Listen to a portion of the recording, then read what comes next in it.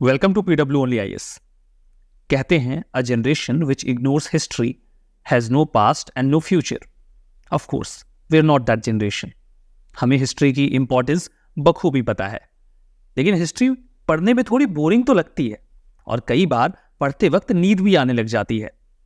लेकिन क्या हो कि हम हिस्ट्री को एनिमेशन के थ्रू बहुत ही एंटरटेनिंग तरीके से कवर करें। तो आज के इस सेशन में हम बिल्कुल वैसा ही करने वाले हैं। हम पूरी एंशिएंट हिस्ट्री को एनिमेशन के थ्रू प्रॉपर सीक्वेंस में कवर करेंगे। इससे इसे समझना बहुत ही ज्यादा आसान हो जाएगा और ये मजेदार भी होगा। इसके पहले कि हम अपनी कंप्लीट एंशिएंट हिस्ट्री की इस जर्नी में आगे बढ़ें, मैं थोड़ी सी बातें आपको और भी बता देता हूं कि ओनली आईएएस के पास कई सारे ऑप्शनल्स अवेलेबल हैं। पीडब्ल्यू ओनली आईएएस ऑफर करता है anthropology, history, PSIR, Hindi literature, sociology and geography optional.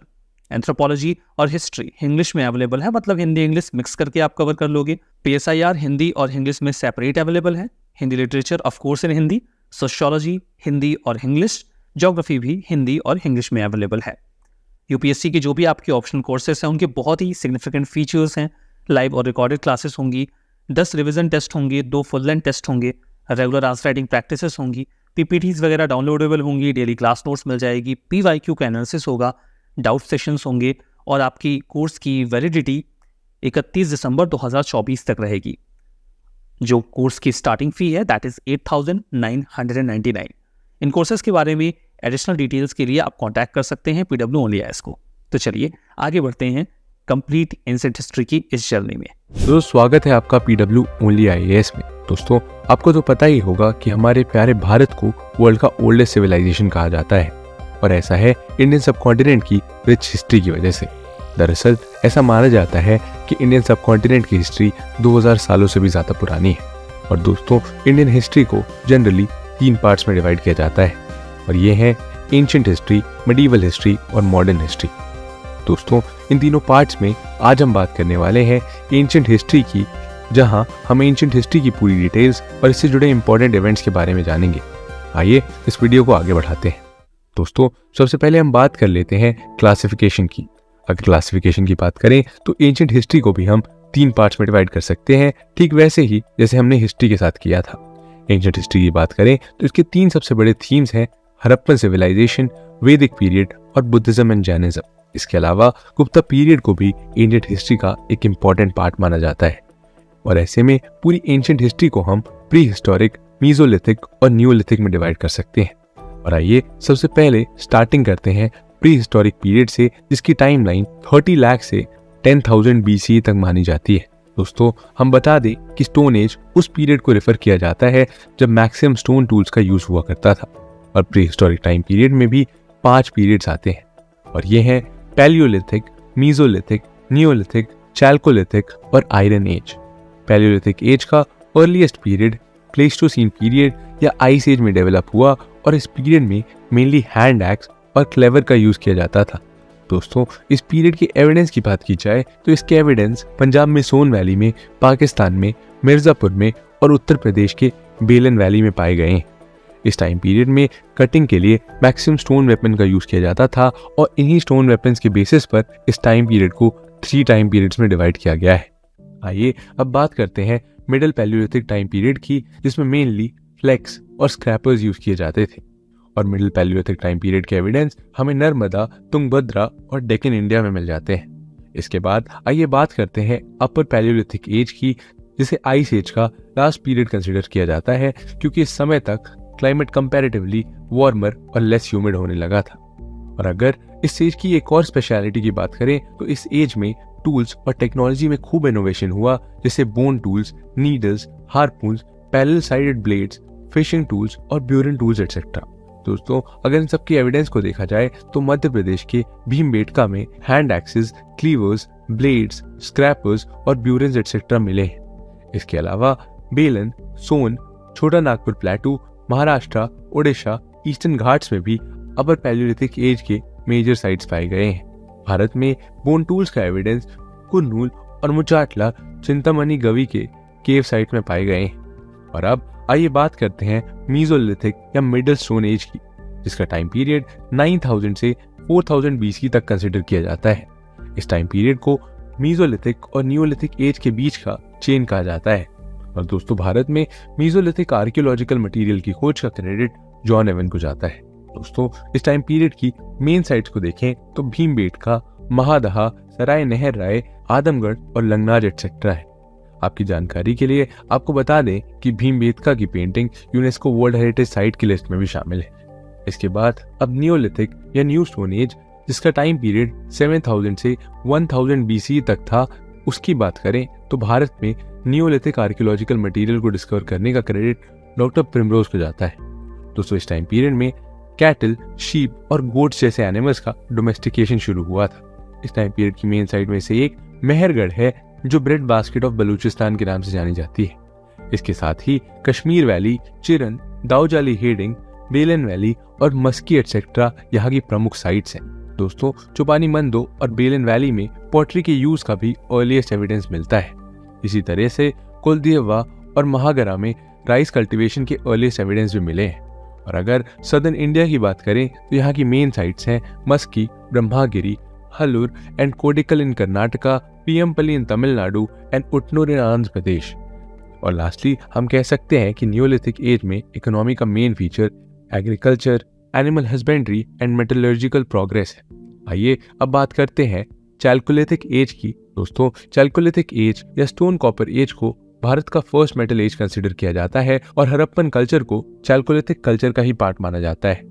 इस टाइम पीरियड की main sites south eastern Rajasthan, western part of Madhya Pradesh और महाराष्ट्र में लोकेटेड है।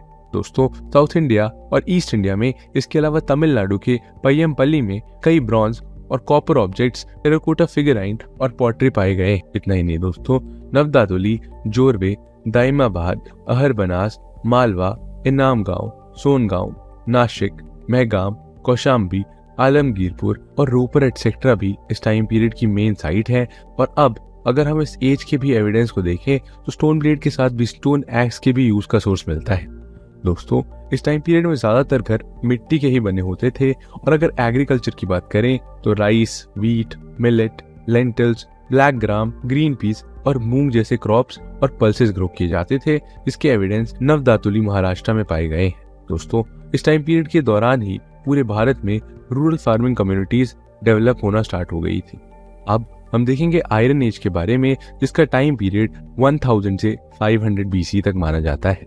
इंडिया में आयरन एज का फर्स्ट एविडेंस अतरंजी खेड़ा में मिलता है।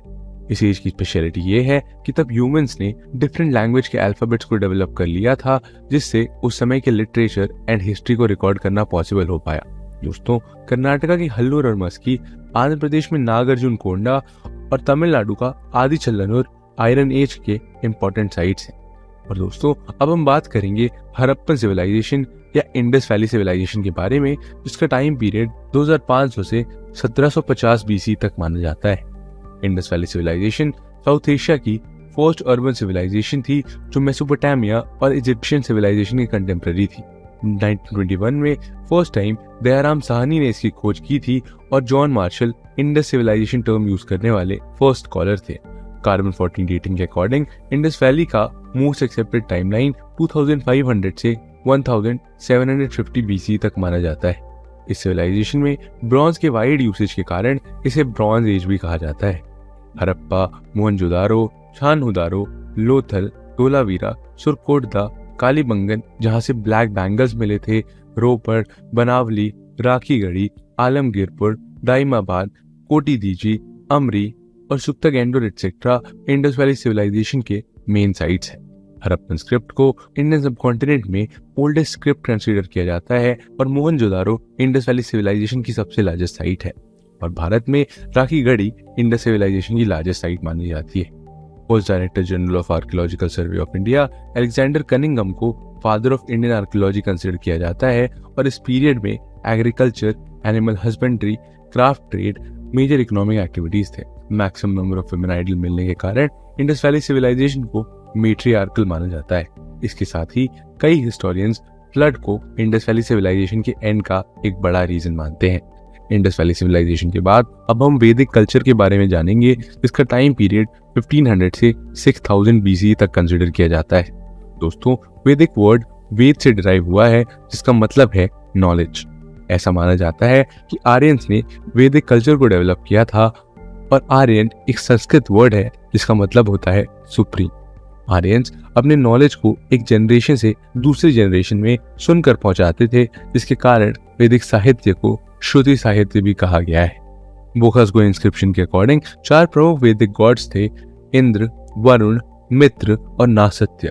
आर्यंस का मेंशन अनाटोलिया के हिटे इंस्क्रिप्शन, इराक के कसीटे इंस्क्रिप्शन और सीरिया के मिटानी इंस्क्रिप्शन में भी मिलता है। और इस समय Indo Aryans and Sanskrit language बोली जाती थी और वैदिक कल्चर को कन्वीनियंस से स्टडी करने के लिए इसे 2 पीरियड्स में डिवाइड किया गया है, ऋग्वेदिक या अर्ली वैदिक पीरियड और लेटर वैदिक पीरियड।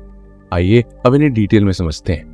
ऋग्वेदिक या अर्ली वैदिक पीरियड की बात करें तो इस एज की डिटेल ऋग्वेदा के 10 मंडलास एंड 1028 हिम्स में मिलती है। अर्ली वैदिक पीरियड और आर्यंस 7 रिवर्स के किनारे सेटल हुए, जिस कारण इन्हें सब सिंधु भी कहा जाता है। ऋग्वेदिक टाइम में पॉलिटिकल सिस्टम मेनली मोनार्कियल थी और किंग की पोजीशन हेरिडेटरी थी और वॉर में जीतने वाले एडमिनिस्ट्रेटिव हेड होते थे। इकोनॉमिकली ऋग्वेदिक सोसाइटी पास्चुरल और एग्रीकल्चर बेस्ड थी और इस टाइम के 2 मेन इंस्टीट्यूट्स थे, सभा जिसमें कुछ चीफ शामिल होते थे और एक बड़ी बॉडी समिति जिसका सपोर्ट किंग के लिए भी इम्पोर्टेंट था। इस टाइम पीरियड तक विमेन की सिचुएशन काफी बेहतर थी और सभा में विमेन का भी पार्टिसिपेशन होता था। इस टाइम पीरियड में सोसाइटी 3 पार्ट्स में डिवाइडेड थी, जो कि थे ब्राह्मण, क्षत्रिय और कॉमन पीपल, और शूद्र को ऋग्वेदिक पीरियड के लास्ट में ऐड किया गया था।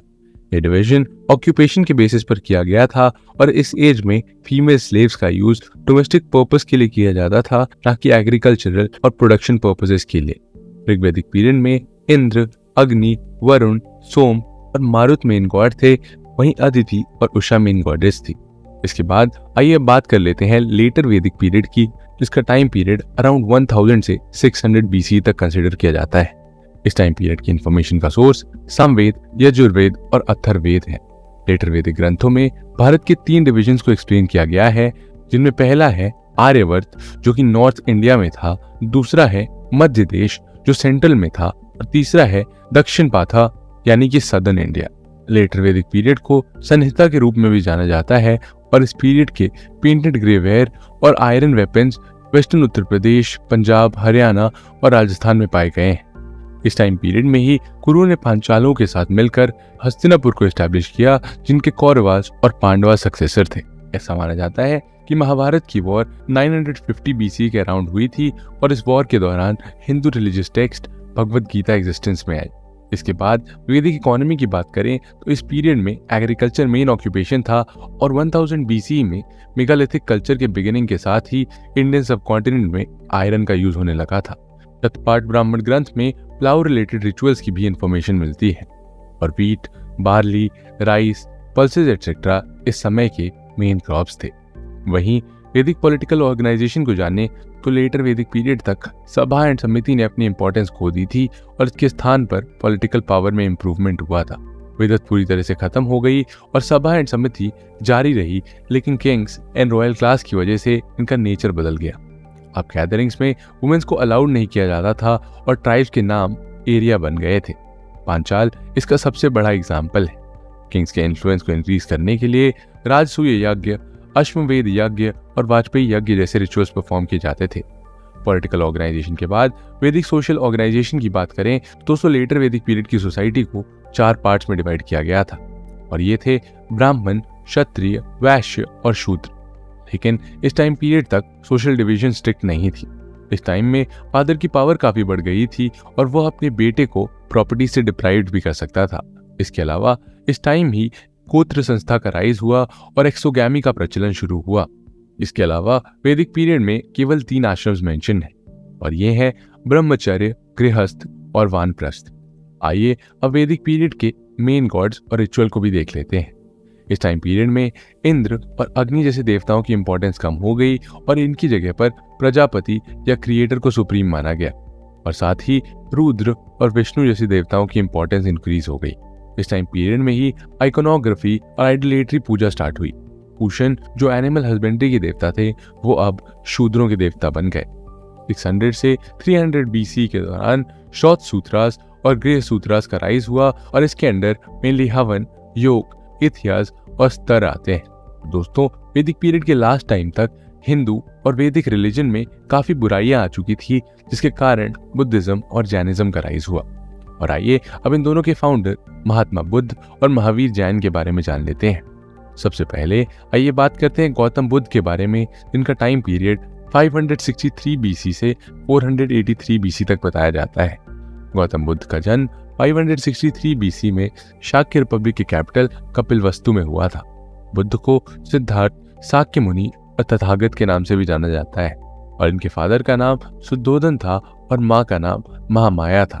जन्म के समय ही इनकी माँ की डेथ हो जाने की वजह से इनका लालन पालन इनकी मौसी प्रजापति गौतमी ने किया, जिन्होंने इनको गौतम नाम भी दिया। इनकी पत्नी का नाम यशोधरा था और इनके बेटे का नाम राहुल बताया जाता है। इनको 33 साल की एज में निरंजन या फल्गु नदी के किनारे कुरुवेला यानी बोध गया में एनलाइटनमेंट की प्राप्ति हुई थी और 80 इयर्स की एज में उत्तर प्रदेश के कुशीनगर में साल ट्री के नीचे बुद्ध का महापरिनिर्वाण हुआ। इसके साथ ही महावीर जैन, किंग प्रसेनजीत, बिंबिसार और अजातशत्रु बुद्ध के ही कंटेम्प्रेरी थी। आइए अब बात करते हैं वर्धमान महावीर की, जिनका टाइम पीरियड 539 से 467 BC तक कंसिडर किया जाता है। दोस्तों, महावीर स्वामी का जन्म वैशाली के करीब कुंदा ग्राम में हुआ था और ये ज्ञात्रिका क्लैन से बिलोंग करते थे। बुद्ध और महावीर एक दूसरे के कंटेम्प्रेरीज हैं। वर्धमान महावीर के पिता ज्ञात्रिका क्लैन के थे और माता त्रिशा लिच्छावी चीफ चेतिका की सिस्टर थी। और 42 इयर्स की एज में महावीर जैन को कैवल्य या सुप्रीम स्पिरिचुअल एक्सपीरियंस हुआ था। और इसके अलावा 72 इयर्स की एज पे पावापुरी में अराउंड 527 BC में महावीर ने अपना शरीर त्याग दिया। दोस्तों, अब हम बात करेंगे एंशिएंट इंडिया की कुछ मेन डायनेस्टीज के बारे में, जिनमें से सबसे पहली है हर्यंका डायनेस्टी। इस डायनेस्टी का टाइम पीरियड लगभग 544 से लेकर 492 BC तक कंसिडर किया जाता है और इस डायनेस्टी से मगध के फर्स्ट इंपॉर्टेंट रूलर थे बिंबिसार। बिंबिसार बुद्धिज्म के पेट्रन भी थे और इनके रेन के ड्यूरिंग मगध की कैपिटल राजगृह या गृहराज थी और मगध का फर्स्ट मेंशन हमें अथर्ववेद में मिलता है। बिंबिसार ने मैट्रिमोनियल रिलेशनशिप पॉलिसी को अडॉप्ट करके अपने एम्पायर को एक्सपैंड करने की स्ट्रैटेजी अपनाई थी और जैन लिटरेचर में बिंबिसार को श्रेनिक के नाम से मेंशन किया गया है। दोस्तों, बिंबिसार महात्मा बुद्ध के फ्रेंड और मेंटोर भी थे। विनय पिताका के अकॉर्डिंग लॉर्ड बुद्धा से मिलने के बाद बिंबिसार इतने प्रभावित हुए थे कि वो बुद्धिज्म में कन्वर्ट हो गए। बुद्धिस्ट और जैन स्क्रिप्चर्स के अनुसार इनके बेटे अजातशत्रु ने अपने ही पिता को प्रिजनर बनाकर प्रिजन में डाल दिया था और उनकी मृत्यु 492 BC में हो गई। और दोस्तों, लगभग 516 BC में ईरानियन रूलर डैरियस द्वारा पंजाब और सिंध को एनेक्स किया गया और उन्होंने इंडियन सबकॉन्टिनेंट में अरमैइक और खरोष्ठी स्क्रिप्ट्स इंट्रोड्यूस की। वहीं करीब 6th सेंचुरी BC में चर्वक द्वारा लोकायत या मटीरियलिस्टिक फिलॉसफी प्रोपाउंड की गई। 6th सेंचुरी BC में जन्मे कपिला को संख्या सिस्टम का फाउंडर माना जाता है। अब लगभग 5th सेंचुरी BC की बात करें तो इस टाइम पाणिनि द्वारा संस्कृत ग्रामर अष्टाध्यायी लिखा गया। इस टाइम पीरियड में गैंगेटिक प्लेन्स में टाउन्स डेवलप हुए और पहली बार कॉइन्स का यूज भी किया गया। चंडाल्स का पहला अपीयरेंस इंडियन सोसाइटी में भी इसी टाइम में देखने को मिलता है। दोस्तों, 492 से 460 BC के दौरान मगध और अजातशत्रु का रूल था। उन्होंने अंगा, लिच्छावी, वज्जी, कोसला और काशी डिस्ट्रिक्ट को अपने किंगडम में इंक्लूड कर एक वास्ट एम्पायर की फाउंडेशन रखी थी। अजातशत्रु के रेन में ही महात्मा बुद्ध को महापरिनिर्वाण प्राप्त हुआ था और अजातशत्रु को हर्यंका डायनेस्टी का सबसे पावरफुल और एग्रेसिव रूलर कहा जाता है। इनके टाइम पीरियड में 2 इनोवेटिव वेपन्स का यूज किया गया है, जिनमें फर्स्ट है वॉर इंजन, जिसे महाशिला कंटक का नाम दिया गया है, और दूसरा है चैरियट विद मेस, जिसे रथमुसला के नाम से जाना जाता है। और इसी समय राजगृह का फोर्टिफिकेशन भी किया गया था। दोस्तों, 483 BC में राजगृह के सत्तापानी केव में फर्स्ट बुद्धिस्ट काउंसिल हेल्ड की गई थी, जिसके फर्स्ट चेयरमैन महाकश्यप थे और पेट्रन हर्यंका डायनेस्टी के रूलर अजातशत्रु थे। ये काउंसिल बुद्ध के महापरिनिर्वाण के तुरंत बाद ही ऑर्गेनाइज की गई और इसका मेन पर्पस था कि बुद्ध की शिक्षाओं को, जिसे सुता कहा जाता है, उसे और डिसाइपल्स के रूल्स को प्रिजर्व करना। अजातशत्रु के डेथ के बारे में बुद्ध और जैन लिटरेचर में डिफरेंट इन्फॉर्मेशन मिलती है, लेकिन इस डायनेस्टी में ऑलमोस्ट सभी राजाओं ने अपने पिता की हत्या करके ही सत्ता हासिल की थी, जिसकी वजह से हिस्ट्री में इस डायनेस्टी को पितृहंता डायनेस्टी के नाम से भी जाना जाता है। अब हम बात करते हैं हर्यंका डायनेस्टी के नेक्स्ट और अजातशत्रु के बेटे उदायीन के बारे में, जिन्हें उदयभद्र के नाम से भी जाना जाता है। उदायीन ने 460 से 444 BC तक मगध के सिंहासन पर रूल किया था। उदयन ने सोन और गंगा रिवर के कॉन्फ्लुएंस पर पाटलिपुत्र सिटी का फाउंडेशन रखा और अपनी कैपिटल राजगृह से पाटलिपुत्र ट्रांसफर की। और इसके बाद हर्यंका डायनेस्टी को शिशुनाग डायनेस्टी द्वारा सक्सीड किया गया और पाटलिपुत्र यानी मॉडर्न डे पटना को इसके कैपिटल के रूप में एस्टैब्लिश किया गया। दोस्तों, शिशुनाग डायनेस्टी के फाउंडर शिशुनाग थे, जिन्होंने लगभग 412 से लेकर 344 बीसी तक रूल किया था। इस समय वैशाली को टेम्पररी कैपिटल के रूप में डेवलप किया गया था, जिसके बाद इस डायनेस्टी के रूलर कलाशोक द्वारा अपनी कैपिटल को पाटलिपुत्र फिर से ट्रांसफर कर दिया गया। अराउंड 383 बीसी में सेकेंड बुद्धिस्ट काउंसिल हेल्ड हुई और इस काउंसिल का वेन्यू वैशाली था और इसके चेयरमैन सबाकामी थे। इसके अलावा शिशुनाग डायनेस्टी के कालाशोक इस काउंसिल के पेट्रन थे।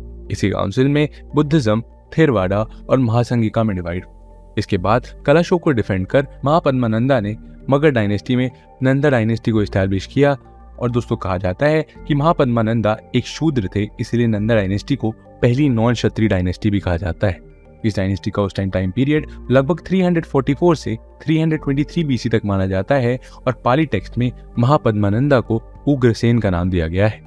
दोस्तों, महापद्मानंदा कलिंगा कॉन्कर करने वाले पहले रूलर थे और उन्होंने कलिंगा में कैनल का निर्माण करवाया, जिसके बारे में कलिंगा रूलर खरावेला ने हाथी गुम्फा इंस्क्रिप्शन में मेंशन करवाया है।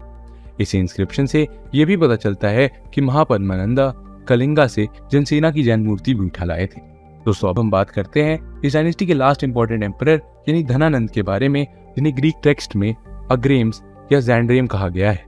धनानंद को एक पर्टिकुलर मेजरिंग स्टैंडर्ड नंदोपक्रमानी का क्रिएटर भी माना जाता है और इसके साथ ही अलेक्जेंडर ऑफ मैसिडोनिया के कंटेम्पररी भी रहे हैं।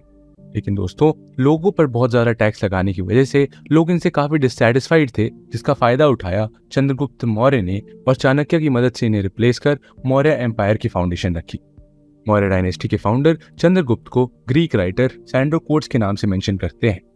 और दोस्तों, मौर्यन एम्पायर को जानने का सबसे इंपॉर्टेंट सोर्स कौटिल्य के द्वारा लिखा गया अर्थशास्त्र बताया जाता है।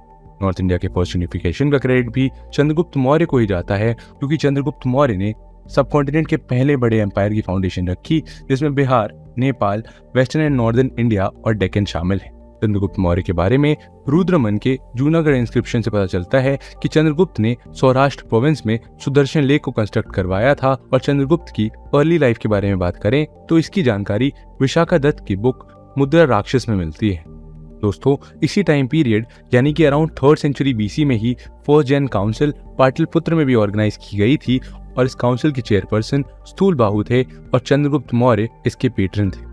इसी काउंसिल में 14 जैन पूर्वाज को रिप्लेस कर 12 अंगास का कंपाइलेशन किया गया था।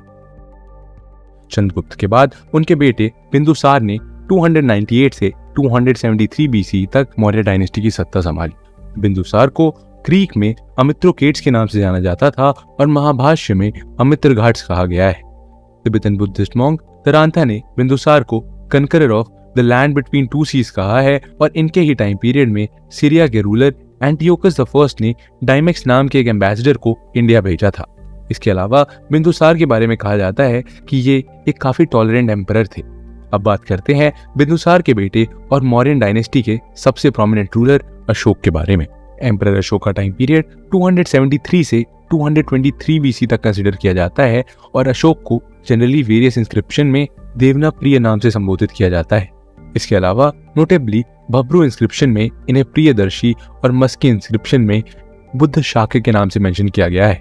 इसके अलावा रुद्रदामन के जूनागढ़ इंस्क्रिप्शन से भी अशोका के बारे में इंफॉर्मेशन मिलती है। अपने इंस्क्रिप्शन द्वारा अशोका ने अपने एम्पायर के लोगों से डायरेक्ट कॉन्टैक्ट एस्टैब्लिश किए और बिंदुसार के शासनकाल के दौरान उन्होंने एम्पायर के प्रोविंशियल कैपिटल्स तक्षशिला और उज्जैन के वाइसरॉयज अपॉइंट किए थे।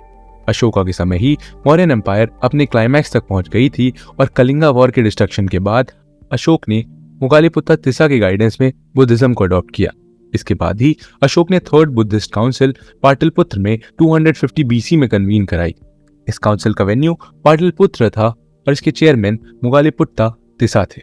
इस काउंसिल के आउटकम के रूप में अभिधामा पिटक्का का कंपाइलेशन हुआ और बौद्ध धर्म के प्रसार के लिए अशोक ने अपने बेटे महेंद्र और बेटी संघमित्र को सेलोन या श्रीलंका एक्सपीडिशन पर भेजा।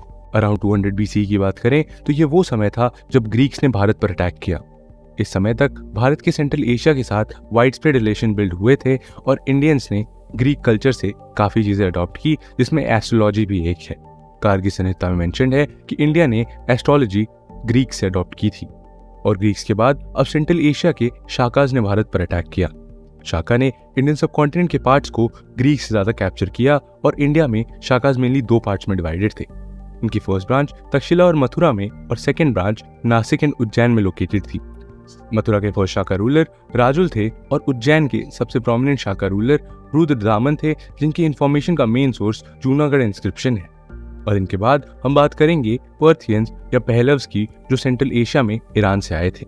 इंडिया में पर्थियन एम्पायर के एक्चुअल फाउंडर मिथ्रीडेट्स द फर्स्ट थे और इनके बाद भारत में कुशानों की एंट्री हुई। ये सेंट्रल एशिया में वेस्टर्न चाइना के याची कास्ट के थे और दोस्तों साक एरा और शाक संवत का फाउंडेशन कनिष्क ने किया था। एक ट्रेडिशन के अकॉर्डिंग कनिष्क का रूल 78 एडी से स्टार्ट हुआ था और कनिष्क ने ही 4th बुद्धिस्ट काउंसिल कश्मीर के कुंडलवन में ऑर्गेनाइज कराई थी। 4th बुद्धिस्ट काउंसिल के चेयरमैन वासुमित्र थे और वाइस चेयरमैन अश्वघोष थे। नोट करने वाली बात यहाँ ये है कि इस काउंसिल की पूरी डेलिब्रेशन संस्कृत में ही कंडक्ट करवाई गई थी और इसके अलावा बुद्धिज्म के हीनयान और महायान का डिवीजन भी इसी काउंसिल में हुआ था। इस टाइम पीरियड में अभिधम्म टेक्स्ट का प्राकृत से संस्कृत में ट्रांसलेशन भी किया गया और कनिष्का के टाइम में ही भारत में 2 न्यू आर्ट स्टाइल डेवलप हुए, जिसे गांधार आर्ट और मथुरा आर्ट के नाम से जाना जाता है। इसके अलावा कुशानों को गोल्ड और कॉपर कॉइन्स इशू करने का भी क्रेडिट दिया जाता है। इसके अलावा दोस्तों मौर्यन एम्पायर को शुंगा एम्पायर ने रिप्लेस किया था और शुंगा एम्पायर के फाउंडर पुष्यमित्र शुंग थे। मौर्य एम्पायर के कमांडर रह चुके पुष्यमित्र शुंग ने मौर्यन एम्पायर के लास्ट एम्परर बृहद्रथ की हत्या कर 185 BC में शुंग डायनेस्टी को एस्टैब्लिश किया और इस डायनेस्टी का टाइम पीरियड 185 से 149 BC तक कंसिडर किया जाता है। शुंग डायनेस्टी की कैपिटल पाटलिपुत्रा थी और दूसरी कैपिटल विदिशा थी, जो अग्निमित्र के बेटे के एडमिनिस्ट्रेशन में थी। अपने रेन के दौरान पुष्यमित्र शुंग ने भरहुत स्तूप का कंस्ट्रक्शन कराया और पुष्यमित्र ब्राह्मणिज्म के फॉलोअर थे और उन्होंने ब्राह्मणिज्म को प्रमोट करने के लिए बहुत सारे इनिशिएटिव्स लिए। देवभूति शुंग डायनेस्टी के लास्ट रूलर थे और आपको बता दें कि शुंग रूलर्स ने गोल्ड और सिल्वर कॉइन्स बड़ी मात्रा में जारी किए थे। इस टाइम पीरियड में Mathura school of art flourished हुआ और realistic human depiction Indian art का एक इंपॉर्टेंट पार्ट बन गया। दोस्तों शुंग एम्पायर को कण्व डायनेस्टी ने रिप्लेस किया और शुंग डायनेस्टी के लास्ट रूलर देवभूति की हत्या उसके मिनिस्टर वासुदेव द्वारा की गई और इस तरह से कण्व डायनेस्टी एस्टैब्लिश हुई। कण्व डायनेस्टी के लास्ट रूलर शुश्रमान की हत्या सिमुक द्वारा की गई और एक नई ब्राह्मण डायनेस्टी आंध्र सातवाहन डायनेस्टी का फाउंडेशन रखा गया। सातवाहन एम्पायर की कैपिटल प्रतिष्ठान महाराष्ट्र में थी और इस डायनेस्टी के रूलर सतकर्णी द फर्स्ट के बारे में नंगिका के नानघाट इंस्क्रिप्शन से पता चलता है। इन्होंने ब्राह्मणिज्म और बुद्धिज्म दोनों रिलीजन के फॉलोअर्स को लैंड ग्रांट किया और सतवाहना डायनेस्टी के ग्रेटेस्ट किंग गौतम पुत्र सतकर्णी को माना जाता है। अराउंड 165 से 194 एडी तक सतवाहन डायनेस्टी के लास्ट किंग यज्ञश्री सतकर्णी का टाइम पीरियड था। सतवाहना द्वारा बहुत सारे चैत्यास और विहारास कंस्ट्रक्ट कराए गए, जिनमें से फेमस मॉन्यूमेंट्स नासिक, कन्हेरी और करले हैं। सतवाहना की ऑफिशियल लैंग्वेज प्राकृत थी और इन्होंने मेनली कॉपर, ब्रॉन्ज और पोर्टिन कॉइन्स इशू किए थे। सतवाहन के बाद अब हम बात करते हैं इक्ष्वाकु डायनेस्टी की। और दोस्तों इक्ष्वाकु रूलर्स पहले सतवाहना एम्पायर में नाइट्स हुआ करते थे। इस डायनेस्टी के फाउंडर श्री शंतमूल थे और इस डायनेस्टी के एक सक्सेसर वीर पुरुष दत्त ने नागार्जुनी कोंडा स्तूप का कंस्ट्रक्शन करवाया था। दोस्तों अब हम बात करते हैं कलिंग की चेदी डायनेस्टी की। चेदी डायनेस्टी के मोस्ट इंपॉर्टेंट रूलर खारवेल थे और खारवेल के बारे में डिटेल्ड इन्फॉर्मेशन हाथी गुम्फा इंस्क्रिप्शन से मिलती है। इस इंस्क्रिप्शन में इनके द्वारा साउथ के 3 पावरफुल स्टेट चोला, चेरा और पांड्या को डिफीट करने के बारे में मेंशन किया गया है।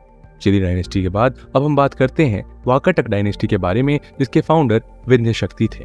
अजंता केव नंबर 9 एंड 10 वाकाटक डायनेस्टी में ही क्रेव आउट किए गए थे और अराउंड 150 टॉलेमी की ज्योग्राफी का लास्ट टाइम था, जो कि ग्रीक लैंग्वेज में लिखी गई थी।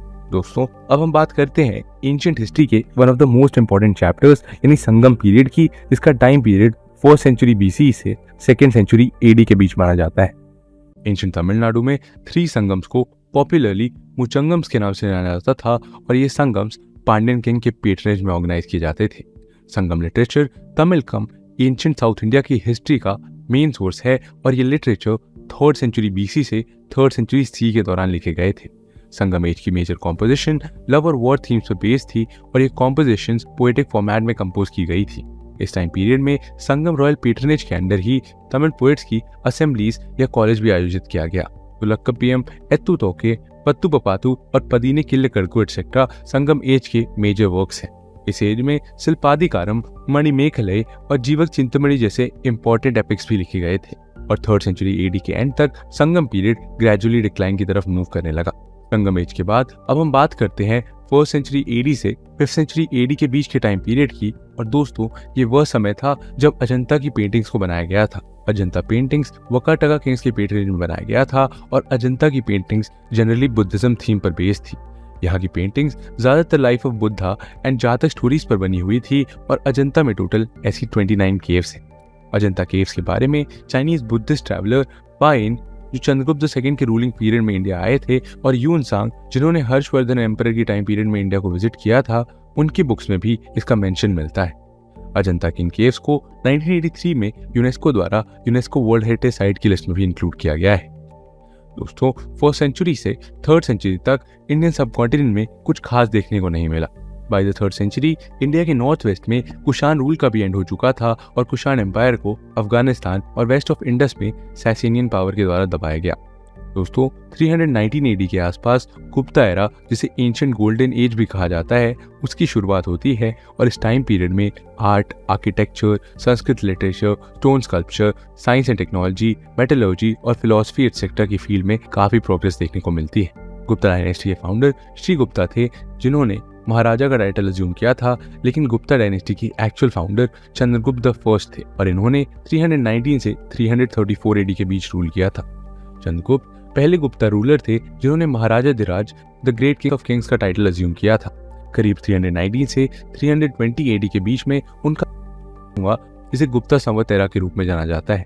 कुमार देवी एंड चंद्रगुप्त पहले गोल्ड कॉइन्स या दिनाराज इशू करने वाले रूलर हैं और मेहरौली आयरन पिलर में इनके एक्सटेंसिव कन्क्वेस्ट का डिस्क्रिप्शन मिलता है। चंद्रगुप्त I के बाद समुद्रगुप्त इस डायनेस्टी के नेक्स्ट रूलर बनते हैं और इनका टाइम पीरियड लगभग 335 से 300 एडी तक बताया जाता है। समुद्रगुप्त चंद्रगुप्त I के बेटे और गुप्ता डायनेस्टी में उनके सक्सेसर थे।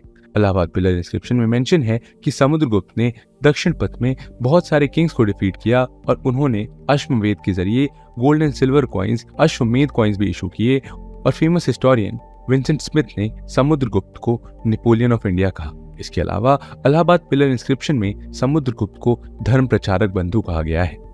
और गुप्ता डायनेस्टी में अब बारी आती है नेक्स्ट रूलर यानी चंद्रगुप्त II की, जिसे विक्रमादित्य के नाम से भी जाना जाता है और इनका टाइम पीरियड लगभग 380 से 414 एडी तक बताया जाता है।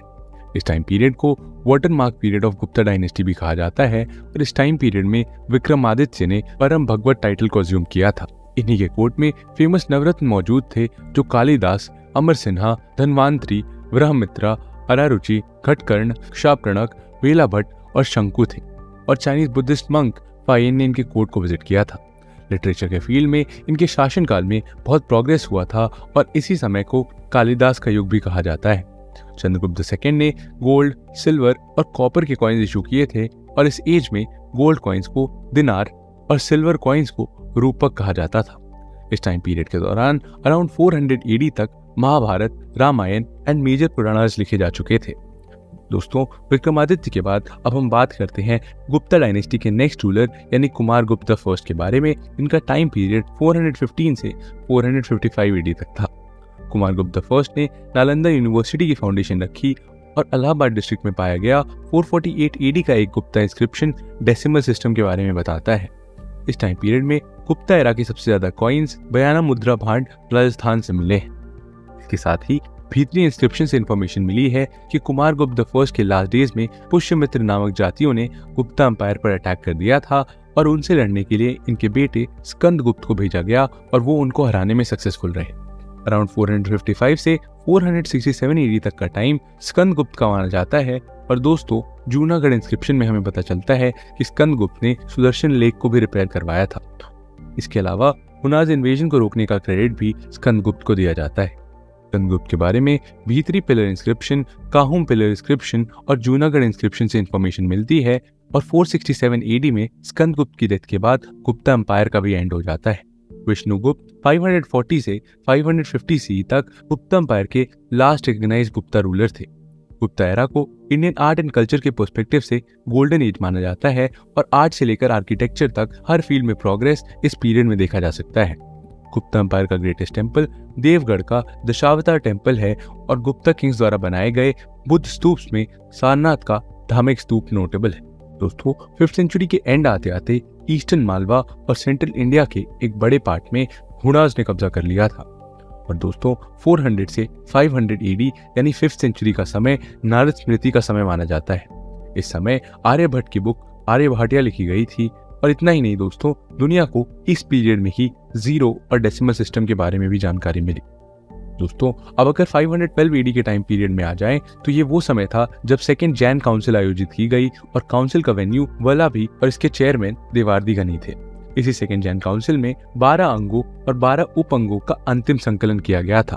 गुप्ता डायनेस्टी के डिक्लाइन के साथ ही भारत में कई नई डायनेस्टी का राइज हुआ और इनमें सबसे फेमस है पुष्यभूति डायनेस्टी। अराउंड 606 से 647 एडी के बीच हरियाणा के अंबाला डिस्ट्रिक्ट में थानेश्वर नामक जगह पर पुष्यभूति डायनेस्टी का एस्टैब्लिशमेंट हुआ और इस डायनेस्टी में नरवर्धन, राज्यवर्धन, आदित्यवर्धन और प्रभाकर वर्धन जैसे रूलर्स हुए।